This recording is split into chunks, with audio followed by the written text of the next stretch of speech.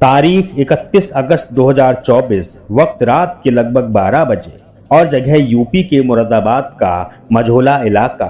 यहाँ गागन नाम के मोहल्ले में अचानक एक घर के बाहर शोर सुनाई देता है। आधी रात के वक्त शोर सुनकर आसपास के घरों की लाइटें भी जल उठती हैं।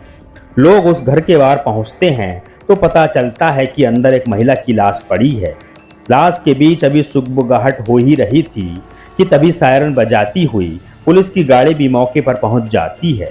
कमरे का दरवाजा तोड़कर पुलिस अंदर दाखिल होती है और लाश का पंचनामा कर उसे पोस्टमार्टम के लिए भिजवा देती है। शुरुआती जांच से अंदाजा हो जाता है कि महिला का गला घोंटकर मारा गया है।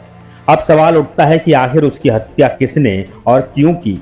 पुलिस पूछताछ शुरू करती है तो पता चलता है कि महिला का नाम साक्षी चौहान है। साक्षी इस घर में अपने पति अंकुर चौहान और 7 साल की बेटी के साथ किराए पर रहती थी। पुलिस अब उसके पति के बारे में पूछती है तो मकान मालिक बताता है आज सुबह तक अंकुर घर पर ही था, लेकिन इसके बाद से उसकी कोई खबर नहीं है। पुलिस छानबीन शुरू करती है और एक दिन बाद इस साक्षी के पति अंकुर को गिरफ्तार कर लिया जाता है। अंकुर से थाने में पूछताछ होती है तो 9 साल के एक ऐसे रिश्ते की कहानी खुलकर सामने आती है जिसमें पति पत्नी के बीच पैदा हुए एक शक ने सब कुछ तबाह कर डाला। इस कहानी की शुरुआत होती है साल 2015 से, जब ठाकुर द्वारा के सुरजन नगर इलाके में रहने वाली साक्षी की अपने घर से कुछ दूर पर रहने वाले अंकुर से मुलाकात हुई। दोनों ने एक दूसरे को पसंद किया और साथ जीने मरने की कसम खा ली। साक्षी और अंकुर के इश्क के चर्चे मोहल्ले की गलियों में होते हुए उनके घर तक भी जा पहुंचे। दोनों अलग अलग धर्म से थे, इसलिए परिवारों ने इस रिश्ते को अपनाने से इनकार कर दिया। लेकिन साक्षी और अंकुर काफी आगे बढ़ चुके थे। दोनों ने फैसला किया कि परिवार साथ दे या न दे, वो अलग नहीं होंगे। मौका देखकर एक दिन साक्षी और अंकुर ने घर से भागकर शादी कर ली।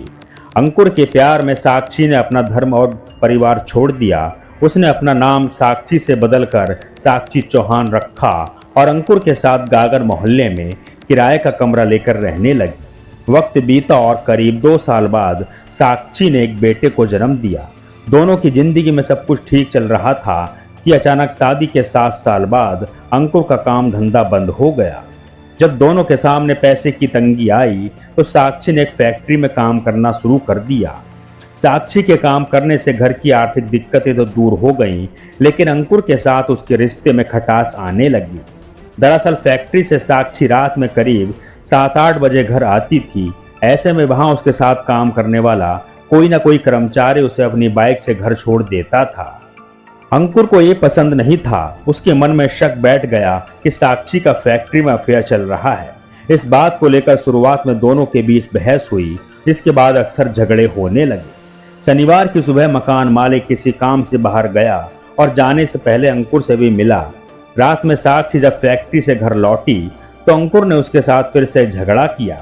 दोनों के बीच झगड़ा इस हद तक बढ़ा कि गुस्से में आकर अंकुर ने साक्षी का गला घोंट दिया।